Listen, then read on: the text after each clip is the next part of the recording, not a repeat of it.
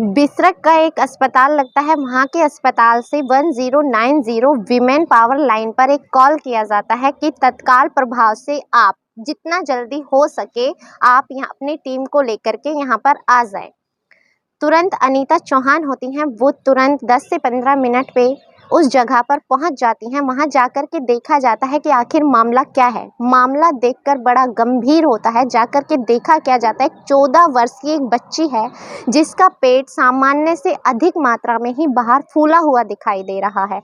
आशंका कुछ और होती है, लेकिन आशंका सच में तब्दील ना हो जाए इसके लिए उस बच्ची की जाँच कराई जाती है। जब जाँच कराई जाती है तो आशंका सच में साबित हो जाती है और सच में ही वो बच्ची 3 माह की गर्भवती होती है। देखकर सबके होश गुम हो जाते हैं, सबके होश गुम रह जाते हैं कि आखिर ऐसा हुआ तो हुआ कैसे। एक 14 वर्षीय बच्ची जो महज अभी 8वीं की छात्रा है, जिसे अभी अच्छे बुरे की पहचान भी नहीं है, आखिर वो गर्भवती हुई तो हुई कैसे। और माता पिता को इस बारे में कोई खबर तक नहीं है। आखिर ये हुआ तो हुआ कैसे। अब उस बच्चे से पूछताछ की जाती है, आखिर तुम्हारे साथ ऐसा कैसे हुआ। बच्ची बहुत देर तक डर जाती है, सहम जाती है, लेकिन कुछ बताती नहीं है।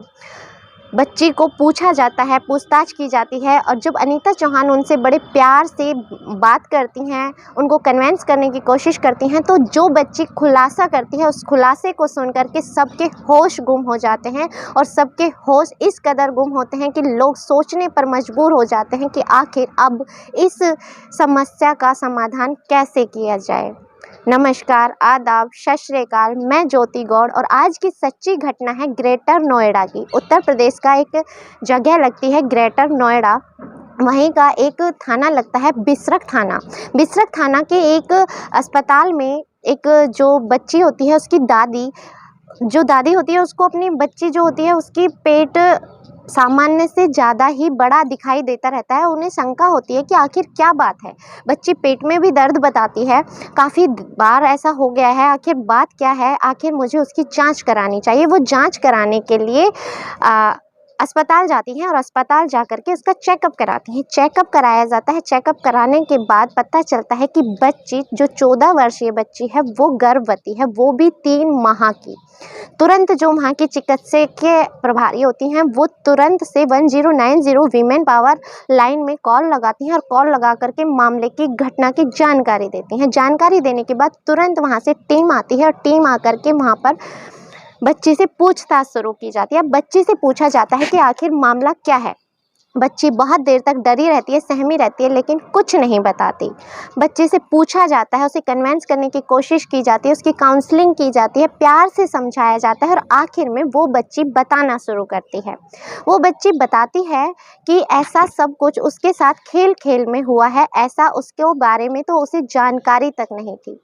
बता दें कि ये जो परिवार था इसमें माता पिता हैं जो श्रमिक हैं, मजदूरी किया करते थे। जो माता थी वो जो सोसाइटी होती थी उनमें नौकरानी का कार्य किया करती थी और जो पिता थे वो निर्माण श्रमिक थे। 5 भाई बहन हैं घर में। 5 भाई बहनों में जो ये बच्ची है वो दूसरे नंबर पर है और कक्षा 8वीं की छात्रा है। वो बताती है कि कोरोना काल में हमारे घर में हमारे स्कूल की छुट्टियां हो गई थी। छुट्टियां होने के बाद हम घर में ही रहने लगे। माता पिता काम और मजदूरी के लिए निकल जाया करते थे। घर पर ज़्यादा कोई रहता नहीं था। हम मोबाइल देखा करते थे। मोबाइल देखते वक्त हम मोबाइल में ही ऐसे ही देखते देखते एक बार पता नहीं मैं और मेरा भाई जो अभी 12 वर्षीय है, मुझसे 3 वर्ष छोटा है, जो अभी कक्षा 6 का छात्र है, वो और मैं मोबाइल देख रहे थे और मोबाइल देखते देखते उसमें पॉर्न मूवी आ जाती है। हम उसे देखते हैं और देख करके उसी कार्य को करने का प्रयास करते हैं। अब वो प्रयास किया जाता है, प्रयास असफल हो जाता है, लेकिन उन्हें ऐसा लगता है कि ये तो एक अच्छी चीज़ है, क्यों ना दोबारा पुनः प्रयास किया जाए। अब जो ये प्रयास होता है ये दर बदर जारी रहता है। अब बच्चे उसे एक खेल समझ लेते हैं। महज खेल समझकर माता पिता अक्सर बाहर ही रहा करते थे और वो दोनों आपस में शारीरिक संबंध बनाने लगते हैं। दोस्त सिर्फ किसका था? मोबाइल का। घर में रह रहे थे, माता पिता घर पे थे नहीं और वो फिल्म देखते थे। फिल्म देखने के बाद उनके दिमाग में एक आइडिया आया। आइडिया आने के बाद उन्होंने उसी खेल को करने का सोचा और खेल खेल में उन्होंने एक दूसरे के साथ फिजिकल रिलेशन बना लिए। उन्हें ना इस मामले के बारे में पता था कि ये होता क्या है, आखिर ये है क्या और आखिर इसका अंजाम क्या होगा और आखिर जो हम कर रहे हैं वो सही है या गलत है, इसके बारे में भी उन्हें कोई जानकारी नहीं थी। मगर घटना घटित हो चुकी थी। भाई बहन के बीच में फिजिकल रिलेशन बने और फिजिकल रिलेशन बनने के बाद कुछ समय बाद जब बच्ची को पता चलता है कि उसके पीरियड्स मिस हो गए हैं तो वो अपनी माता को बताने की कोशिश करती है, लेकिन माँ भी एक साधारण सी महिला होती है, वो ज़्यादा इस बात पर ध्यान नहीं देती है। मामला वैसे ही चलता रहता है।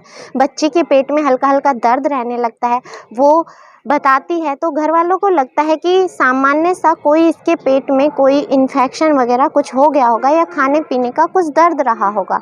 मामला ऐसे ही चलता रहता है। अब बच्चे का पेट धीरे धीरे, कहते हैं वक्त बढ़ रहा है तो जो सामान्य प्रक्रिया है वो तो होनी लाजमी है। धीरे धीरे बच्ची का जो पेट है वो सामान्य से थोड़ा अधिक बढ़ने लगता है।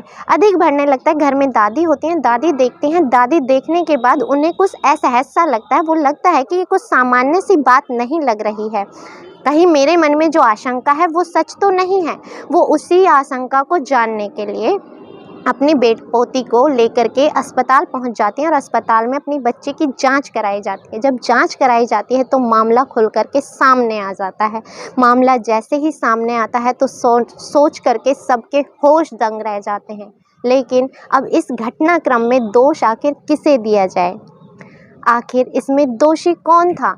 अब जो बच्चा होता है, जो अभी किशोर है, जिसकी उम्र महज अभी 12 वर्ष है, जो कक्षा 6 का छात्र है, उसके ऊपर, किशोर के ऊपर आईपीएस की धारा 376 बलात्कार का केस दर्ज किया जाता है। यौन उत्पीड़न का जो अपराध संरक्षण का अभियान होता है उसके साथ अधिनियम की 5 से 6 की धारा लगाई जाती है। साथ ही साथ उसे बाल सुधार गृह में भेज दिया जाता है।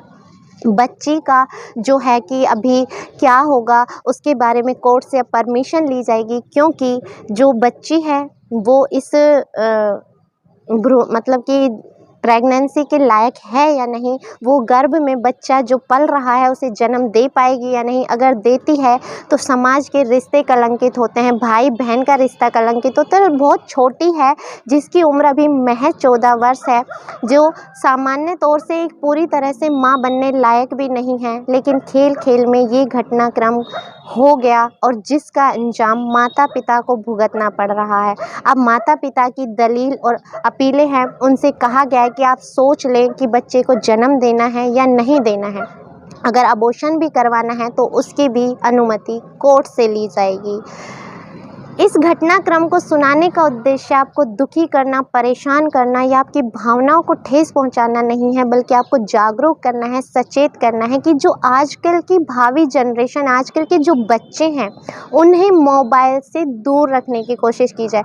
मैं मानती हूँ मोबाइल से बच्चे दूर नहीं रह सकते, लेकिन जो ऐसे लिंक हैं जिनके स्रोतों से वो वहाँ तक पहुँच सकते हैं, कम से कम उन्हें ब्लॉक कर दिया जाए, उनको डिलीट कर दिया जाए। ऐसे जो चैनल हैं जिनके माध्यम से वो वहाँ तक पहुंच सकते हैं, उन लिंक को ब्लॉक कर दिया जाए। कोशिश की जाए कि बच्चे के फ़ोन में टाइमर सेट कर दिया जाए कि उससे ज़्यादा बच्चा उस मोबाइल से जुड़ ना पाए।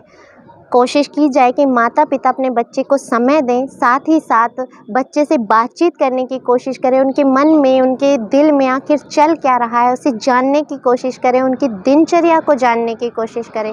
क्योंकि जो ये सोशल मीडिया का ज़माना है, एंड्रॉयड फ़ोन का ज़माना है, जहाँ पर शिक्षा भी आजकल ऑनलाइन दी जाती है, उसमें बच्चा कब टैप करते करते, स्किप करते करते कब किस वीडियो तक पहुंच जाएगा और उसका दुष्परिणाम क्या होगा, किसी को कुछ नहीं पता। इसलिए माता पिता को सबसे ज़्यादा सजग होने की ज़रूरत है। बच्चे हैं, वो मासूम हैं, वो इतना नहीं समझते, उन्हें लगता है जो हमने देखा हम उसी को अंजाम देने की कोशिश करते हैं। इसी के साथ मैं इजाज़त चाहूँगी। मिलते हैं अगली किसी सच्ची घटना के साथ, तब तक के लिए जय हिंद, जय भारत।